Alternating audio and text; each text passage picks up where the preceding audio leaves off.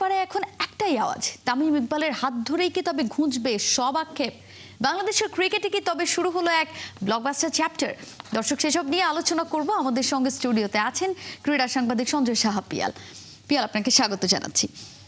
Tamim Iqbal BCB বসের চেয়ারে বসার পর থেকে যেটা আমরা দেখছি, সুপার অ্যাক্টিভ লিডার, যে কথাটা আমি বলছিলাম, একের পর এক উদ্যোগ নিয়ে যাচ্ছেন, এবং এটাই তো, এরকম ক্রিকেটই তো আসলে বাংলাদেশের ভক্তরা দেখতে চেয়েছিল।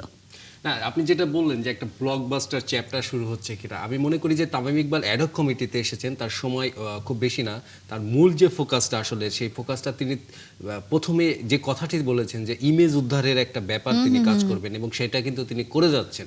যে আপাতত আমরা যেটা, আমার মনে হয় যে তার ফার্স্ট সাকসেস যেটা আপনি বলছিলেন যে ডিপিএলটা বা ঢাকা প্রিমিয়ার লিগ মাঠে চালু করা, এটা কিন্তু একটা ডেডলক ছিল এখানে। সেটা ভেঙে যে খেলাটা যে মাঠে গড়াচ্ছে, আমি কালকে দেখেছি যে ক্রিকেটারদের ভিতরে একটা ঈদের মতন আনন্দ শুরু হয়ে গেছে, যে তারা অনেক দিন পর সে সিসিডিএম এর অফিসে গেছে।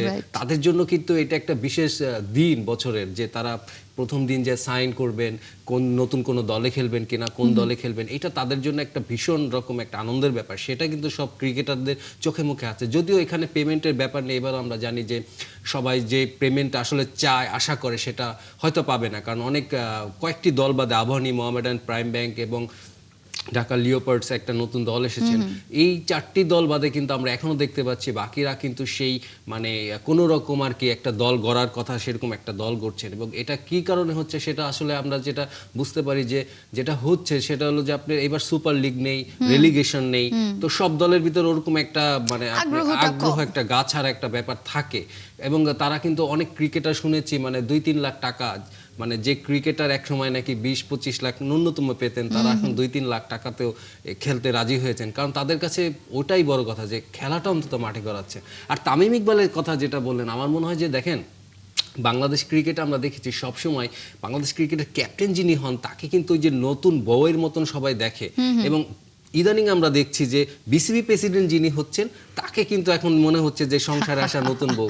তারপরে কিন্তু তার প্রতিটি চাল চলন, তার কথা বলার ধরন, তার হাঁটার ধরন, তার সব মুভমেন্ট কিন্তু একজন শাশুড়ি, ননদ কিংবা পাড়াপড়শির মতন কিন্তু সবাই প্রত্যেকটা পদক্ষেপ কিন্তু সবাই ফলো করছেন। এবং আমার মনে হয় যে তামিমের কিন্তু এখানটাতে একটু, আমি যদি বলি যে আপনি একটা উদাহরণ দেয়, একটু সচেতন না, আমি বলবো যে একটু আরেকটু ভেবে চিন্তে কোনো প্রোগ্রাম সেট করা। যেমন সেদিনকে যে প্রোগ্রামটা তিনি করেছিলেন যে ক্যাপ্টেন্স কার্ড, এটা একটা ভালো উদ্যোগ যে ক্যাপ্টেন্সদের সম্মান দেওয়া হচ্ছে, সব ক্যাপ্টেন্সদের। কিন্তু তিনি যেই অনুষ্ঠানটা কবে করলেন, একদম ম্যাচের আগে, ফার্স্ট ম্যাচ আমাদের বাংলাদেশ নিউজিল্যান্ড ম্যাচ, তার আগের দিন করলেন তিনি, ওইটা প্রায় সন্ধ্যার মতন, এবং তার কয়েক ঘন্টা পরেই কিন্তু বাংলাদেশ টিম খেলতে নেমেছিল। এবং ওই অনুষ্ঠানে আমরা দেখেছি যে এই স্কোয়াডের লিটন, শান্তদের বেশ কয়েকজন প্লেয়ার ছিলেন। তো এটা কিন্তু হয়তো কিছু না, কিন্তু তারপরেও আমার মনে হয় যে একটা মনোসংযোগের ব্যাপার থাকে পরের দিন ম্যাচ। আর ওই যে যেটা বললাম যে সবাই কিন্তু আপনাকে ওই সূক্ষ্মভাবে দেখবে, তো সূক্ষ্মভাবে দেখতে গেলে কিন্তু এটা চোখে লেগেছে, আতশকাচের নিচে ফেলেছে। তো আমার মনে হয় যে তামিম ইকবালের এখনো পর্যন্ত সব মুভমেন্ট একদম সব রাইট ট্র্যাকে আছে। তবে আমার কাছে যেটি বেশি ভালো লেগেছে সেটি হচ্ছে যে তিনি কথা কম বলছেন, কারণ এই কাজ করে দেখাচ্ছেন। এবং কথা কম বলাটা আসলে খুবই জরুরি আমি মনে করি, যে সব সময় মিডিয়ার সামনে মাইক ধরে এটা কথা বললে পরে হয় কি, মানে ববার শত্রু থাকে না, আপনি এমন মানে মেপে যে কথা বলার ব্যাপারটা সেটা সবার থাকেও না। তো সেইখানটায় কিন্তু তামিম নিজেকে নিয়ন্ত্রণ রাখছেন। এবং আমার মনে হয় যে সবকিছুর পরে তাকে কিন্তু ভুলে গেলে চলবে না, তার মূল কাজটা কিন্তু আসলে একটা নির্বাচন দেয়া, গ্রহণযোগ্য নির্বাচন দেয়া সবাইকে নিয়ে। এবং আমার মনে হয় তামিম সেটা পারবে। একটু যদি একটা গ্লিমস আমি আপনাকে দিতে বলি, যে এতগুলো প্রেসিডেন্ট পরিবর্তন হয়েছে, লাস্ট সেদিন ফিল সিমন্স যেটা বলছিলেন যে তার আমলে তিনি আসলে 3 জনকে দেখে ফেললেন বিসিবি প্রেসিডেন্ট হিসেবে। সো এই যে পরিবর্তনের হাওয়া যেটা বিসিবিতে আমরা দেখে এসেছি, একের পর এক প্রেসিডেন্ট আসছেন, কিন্তু পরিবর্তন যেটা প্রত্যাশা করছে ক্রিকেট ভক্তরা, সেই প্রত্যাশিত পরিবর্তন তো আমরা দেখতে পাইনি। তামিম ইকবাল আসার পরে ডিফারেন্ট কাইন্ড অফ অ্যাপ্রোচে তিনি আসলে একের পর এক স্টেপ নিয়ে যাচ্ছেন, যেটা অবশ্যই ইতিবাচক। এবং এই ইতিবাচক দিকগুলোর জায়গা থেকে যদি আপনাকে আমি বিবেচনা করতে বলি, লাস্ট 2 প্রেসিডেন্টের সঙ্গে তুলনা করেই যদি বলা হয়, তামিম ইকবাল কি একটু ভিন্ন ধাঁচের অ্যাটেম্প্টগুলোই নিচ্ছেন কিনা, যেটা ক্রিকেটের এই যে অন্ধকার ঘুচিয়ে নতুন আলোর দিশা আনবে, এই জন্য কি একটা প্রত্যাশা এখান থেকে করা যায় কিনা? আমার মনে হয় কি, যে তিনি যেহেতু ক্রিকেটার ছিলেন এবং খুব বেশি দিনও হয়নি তিনি মাঠের ক্রিকেটার ছিলেন, এবং তিনি ক্রিকেটারদের নিডসগুলা তিনি ভালোভাবে দেখছেন এবং বুঝেন, রিয়েলাইজেশন আসে। এবং আপনি যদি দেখেন তার পদক্ষেপগুলো কিন্তু খুব ক্রিকেটারদের প্রিয় যেগুলো ক্রিকেট বান্ধব বলা যায়। তো আমার মনে হয় যে তিনি এই বোর্ডে, তার ছোট্ট একটি বোর্ড, অল্প কয়েকজন সদস্য, সেইখানে তিনি দুটি ভাবে ভাগ করে নিয়েছেন। একটা যেটা থাকে এই ক্রিকেট প্রশাসনিক যে কাজগুলা বোর্ডের, এই আপনি টেন্ডার বলেন, পার্সেস বলেন, আপনার ফিনান্স, মার্কেটিং, অনেক কিছু ব্যাপার থাকে। এইগুলাতে তামিম ইকবাল তার বাকি যে পরিচালক যারা আছেন তাদের উপরে ছেড়ে দিয়ে, তাদের উপরে ভরসা রেখে তিনি আসলে ফোকাসটা নিজে নিয়েছেন আসলে ক্রিকেটটাকে, মানে ক্রিকেটারদের মাঠে ফেরানো, ক্রিকেট মাঠ, ক্রিকেট ম্যাচ, স্টেডিয়াম, দর্শক, এইগুলো নিয়ে তিনি কাজ করছেন। আমার মনে হয় যে এটা একটা বোর্ড প্রেসিডেন্টের জন্য খুব ভালো ব্যাপার যে তিনি সবকিছু মানে সব ডিম এক ঝুড়িতে না রেখে আলাদা আলাদা রাখছেন, এবং সেটা তাকে হয়তোবা সাকসেস এনে দেবে আমার ধারণা। হ্যাঁ, এইটা তো একটা প্রবাদও তো আছে যে অতি সন্ন্যাসীতে গাজন নষ্ট হয়। সো তিনি আসলে যেটা করছেন তার নিজের জায়গাটা নিজে ফিক্স করে বাকিগুলো যাদের দায়িত্ব তাদেরকে বুঝিয়ে দিচ্ছেন। কিন্তু ডিপিএল এর কথাটা যদি একটু বলতে যাই, তামিম ইকবাল কি এর আগেও তামিম ইকবাল বিভিন্ন ক্লাবের সঙ্গে তার একটা অ্যাক্টিভ একটা মানে বিহেভিয়ার আমরা দেখতেই পেয়েছি। এর আগে ডিপিএল নিয়ে অনেক বিতর্ক, অনেক কিছু হয়েছে, অনেক ঝামেলা হয়েছে, শেষ পর্যন্ত ডিপিএলটা মাঠে গড়াচ্ছে। এবং তামিম ইকবালকে আগে ক্লাবের সঙ্গে অ্যাক্টিভ থাকার কারণে কি এত সহজ হলো কিনা দায়িত্বে আসার পরে ডিপিএলটা? সেটা তো অবশ্যই, কারণ তামিম ইকবাল কিন্তু এর আগের নির্বাচনেও তিনি দাঁড়াতে শেষ পর্যন্ত সরে গিয়েছেন, বাট তার যে একটা কোরাম ছিল কিছু ক্লাবের সঙ্গে, তার যে সম্পর্কটা, এবং তিনি নিজে গুলশান ক্রিকেট ক্লাবের সঙ্গে ছিলেন।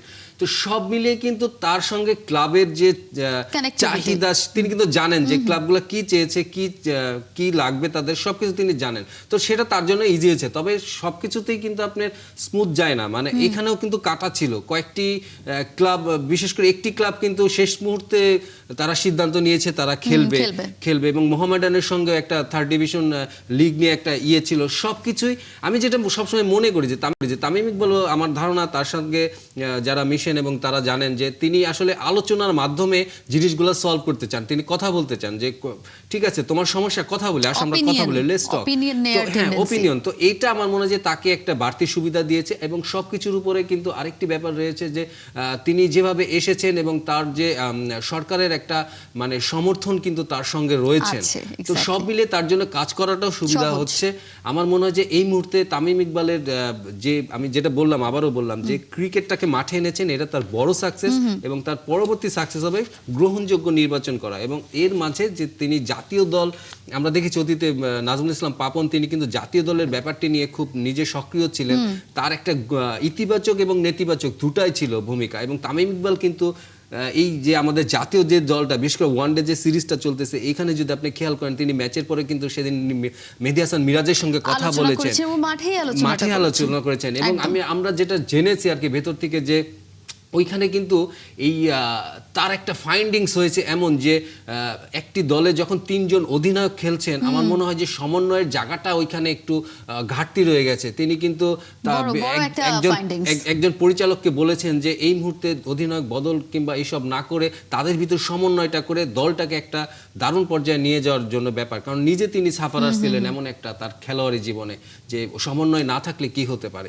একদম, যেই দ্বন্দ্বটা আমরা সবসময় দেখেছি ক্রিকেট পাড়ায় একেবারে ওপেন একটা সিক্রেট, সেটা যাই হোক, সেগুলো নিয়ে আলোচনা করাই যায়, সেগুলো নিয়ে আলোচনায় আসাই যায়।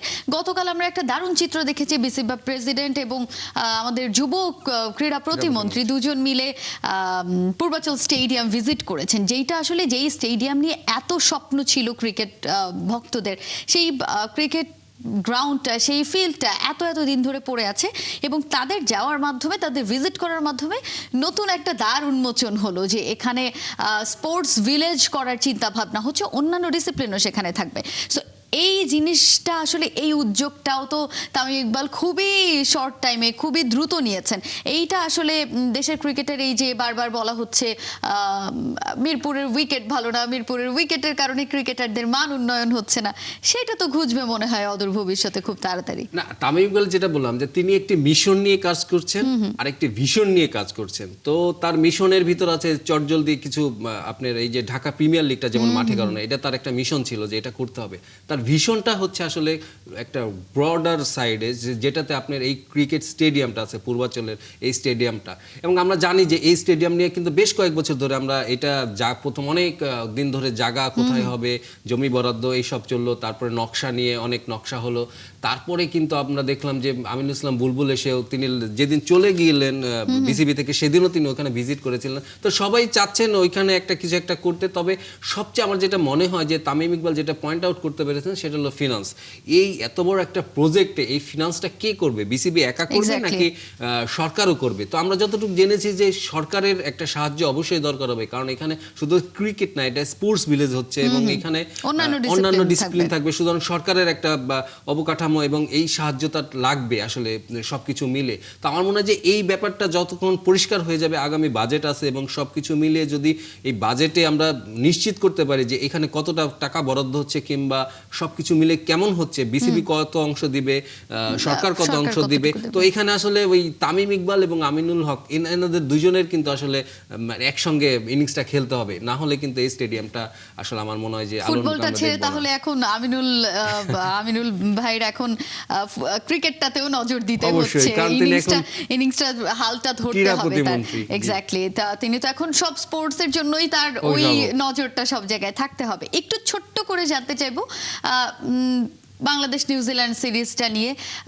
বাংলাদেশের আসলে প্রথম যেটা আমরা দেখেছি যে সেই পুরনো রোগ ব্যাটিং ধস, লাইন আপটা ভালো থাকার পরেও আসলে ব্যাটিংটা নিয়ে প্রত্যাশিত সেই জায়গাটা আমরা দেখতেই পাচ্ছি না, চিত্রটাই দেখা যাচ্ছে না। কারণটা কি? এখান থেকে উত্তরণের উপায়টা কি? আমি আজকে ছোট করে না, আমি একটি জিনিস পয়েন্ট আউট করবো যে আমাদের নির্বাচকদের যে দলটা নির্বাচন তারা করেছেন এবং গত কয়েক বছর ধরে করে যাচ্ছেন, আমার মনে হয় যে তাদের এখানে আসলে এক একজন 4 লাখ টাকা করে 3 লাখ টাকা করে বেতন নেন। তারা কিভাবে, তাদের দায়বদ্ধতাটা কোথায়? তারা 6 এবং 7-এ এমন দুজন ক্রিকেটারকে নিয়েছেন, আফিফ হোসেন ধ্রুব এবং মেহেদী হাসান মিরাজ। তাদের ঘরোয়া ক্রিকেটের পারফরমেন্স কি! আর আপনি দেখেন টপ অর্ডারে যারা এখানে এই দলটা যারা খেলছে তারা কিন্তু সবাই টপ অর্ডার ব্যাটসম্যান, তাদেরকে জাতীয় দলে এসে 6-7-এ খেলতে হচ্ছে। এবং তারা নির্বাচক যখন সিলেক্ট করছেন এদেরকে, তখন কি ক্রাইটেরিয়ায় সিলেক্ট করছেন? তারা কি ঘরোয়া ক্রিকেটের 6 এবং 7 নম্বরের পারফরমারদের কখনো কাউন্ট করেন? তারা কি চিন্তা করেন যে এই পজিশনে ঘরোয়া ক্রিকেটে কোন ছেলেটা ভালো করছে? যেহেতু সে 6 এবং 7 নম্বরে সেই ছেলেটা খেলবে, তার হয়তো হাজার হাজার রান হবে না এনামুল হক, বিজয় কিংবা নাইম শেখের মতন, কিন্তু তার তো ইম্প্যাক্ট ইনিংসটা থাকবে। সেই ইম্প্যাক্টটা কি তারা ফলো করছে? আপনি গত ডিপিএল এ একটা পিয়ার নামে একটা ছেলে পার্টেক্সে খেলেছে, 6 কিংবা 7-এ খেলেছে, সেকেন্ড হাইস্ট ছিল। তাকে কি কখনো আপনার নাম শুনেছেন? তার আপনার সাব্বির রহমান ওই পজিশনে খেলেছেন, মোসাদ্দেক হোসেন সৈকত খেলেছেন। তো এদেরকে আপনি কখনোই বিবেচনা করছেন না। আপনি সেই আফিফ হোসেন ধ্রুবকে নিয়ে, টপ অর্ডারের ব্যাটসম্যানকে নিয়ে আপনি পরীক্ষা করছেন এবং বিশ্বকাপ অভিযানে নেমে যাচ্ছেন। তো এই জায়গাটায় আপনার একটা সিলেক্টর কিন্তু 15 জন স্কোয়াড করতে 15 জনের টেস্ট করতে হয় না, তাকে কিন্তু আপনার অটো চয়েসই থাকে 12 জনের মতন, 3 থেকে 4টা পজিশনে কিন্তু আপনার এরকম পরীক্ষা করতে হয়। তারা কিন্তু সেটা না করে সেই গদবাঁধা নিয়মের সেই 90s 80s যে ধারণা নিয়ে সেই ক্রিকেটারদের নিয়ে আপনি বসিয়ে দিচ্ছেন। তো আমার মনে হয় যে তারা তাদের দায়বদ্ধতায় আসা উচিত। তাদের ভালো করলে তাদের যেমন কৃতিত্ব থাকবে, দল খারাপ করলে অবশ্যই তাদেরকে দায়বদ্ধতায় জবাব দিতে হবে তারা কেন এই দল সিলেক্ট করছে।